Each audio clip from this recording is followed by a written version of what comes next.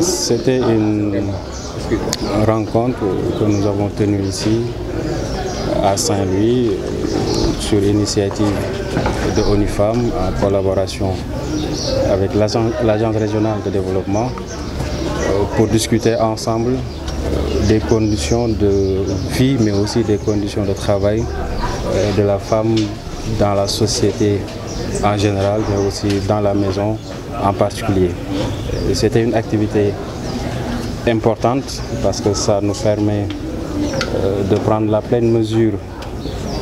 de la situation de la femme eu égard aux nombreuses difficultés auxquelles elle est confrontée au quotidien, que ce soit dans le foyer, mais aussi dans la société, mais aussi prendre la pleine mesure de l'importance de la femme eu égard au rôle important qu'elle joue dans la société, dans le foyer, mais aussi dans le tissu économique national. Donc c'est une activité extrêmement importante qui nous permet de revenir d'une manière générale sur la situation, sur la condition des femmes dans la société. Et l'État a un rôle extrêmement important à jouer dans ce sens-là, parce que le défi pour l'État, c'est d'accompagner la femme dans la vie au quotidien pour qu'elle puisse s'épanouir dans le foyer, mais aussi s'épanouir dans la société, que ce soit sur le plan social ou sur le plan professionnel. Et pour relever ce défi, on doit appuyer sur plusieurs leviers, on peut s'appuyer sur plusieurs leviers, mais les principaux pour moi, c'est à deux niveaux. D'abord au niveau de la formation, le renforcement des capacités des femmes pour qu'elles puissent s'insérer plus facilement dans le milieu professionnel, pour une autonomisation beaucoup plus facile. Et le second levier, c'est sur les pesanteurs sociales. On sait qu'il y a énormément de pesanteurs sociales qui font que la femme n'arrive pas à se libérer de certaines contraintes. C'est des facteurs d'ordre culturel, des facteurs d'ordre religieux, culturel, des facteurs traditionnels. Donc il faut travailler dans ce sens-là avec, bien évidemment, en toute intelligence avec les hommes, parce que c'est une activité qu'il faut mener en parfaite collaboration avec également les hommes, mais il faut faire en sorte qu'également certaines contraintes liées à la culture, parfois à l'interprétation de certains textes religieux, à la tradition, également soient levées pour que la femme puisse s'insérer beaucoup plus facilement dans le tissu économique et jouer pleinement son rôle. Et l'État est dans ce sens-là. Il y a d'autres facteurs également, d'autres leviers, il y a le financement, il y a énormément. Mais l'État travaille dans ce sens-là. Il a mis en place toute une panoplie de mesures destinées essentiellement à accompagner la femme dans ce sens-là. On a parlé tout à l'heure des DRFJ, délégation à l'entrepreneuriat rapide des jeunes, mais principalement des femmes, qui est destiné à accompagner les femmes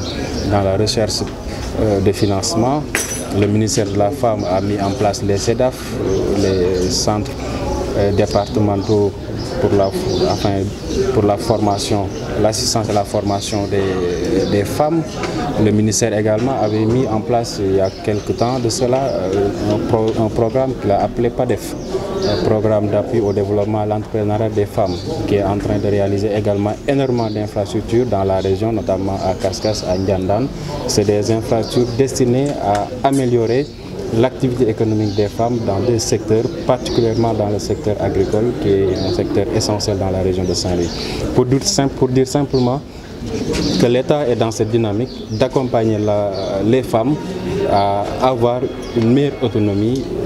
sur le plan social, mais aussi sur le plan économique et financier, afin de jouer pleinement le rôle qui est attendu d'elle au sein de la société. Voilà en gros ce qui a motivé la rencontre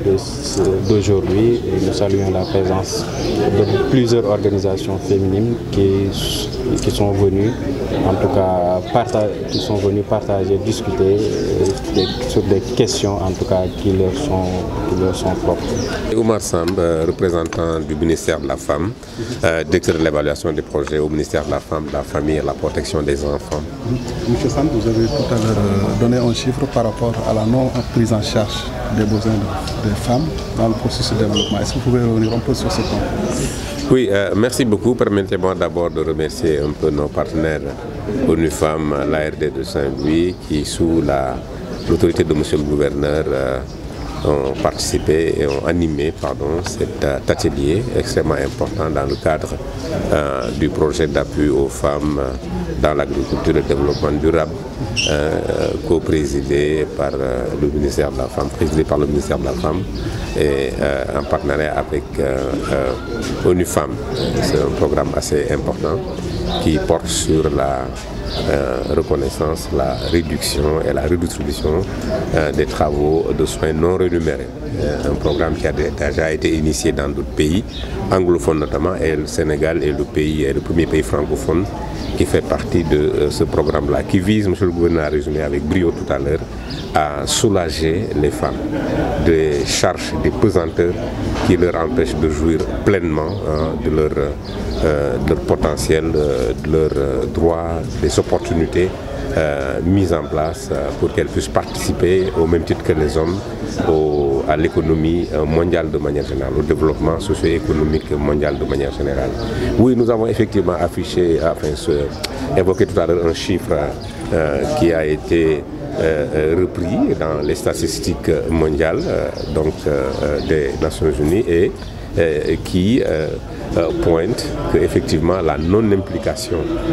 des femmes dans l'économie mondiale crée une perte en termes monétaires d'un montant de 28 millions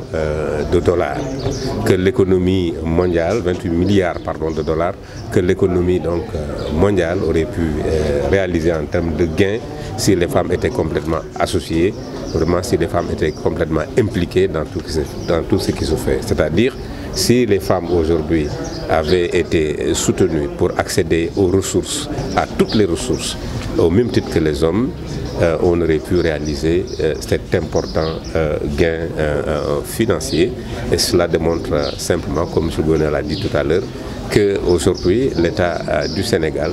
a pris à son compte, n'est-ce pas, toutes les stratégies, tous les engagements et qui sont d'ailleurs souscrits dans ses obligations au terme des accords et conventions internationaux qui aujourd'hui engagent l'État du Sénégal à soutenir davantage les femmes et en le faisant, l'État a mis en place au niveau du ministère de la Femme des mécanismes de formation et de renforcement de capacité, des mécanismes de financement, de facilitation de l'accès des femmes et des filles au crédit pour que les femmes et les filles ne puissent plus être confrontées à ces difficultés qui inhibent leur potentiel en termes de participation à la croissance économique mondiale. Et aujourd'hui, le programme 3R qui s'est réuni ici, justement, entre dans ce cadre-là, faire en sorte que tout ce qui constitue des blocages, des pesanteurs